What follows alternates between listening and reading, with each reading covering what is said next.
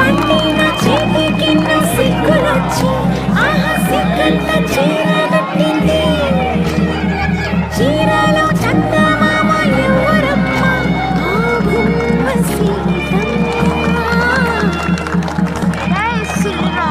సీతమ్మ వాకిట్లో సిరిమల్లె చెట్టు, సిరిమల్లె చెట్టేమో దేవాకు సిద్ధి. గుమ్మ కదల గుమ్మ కొల్లెన్ని పూలు దోసిరవన్నీ సీత కొప్పు చుట్టండి.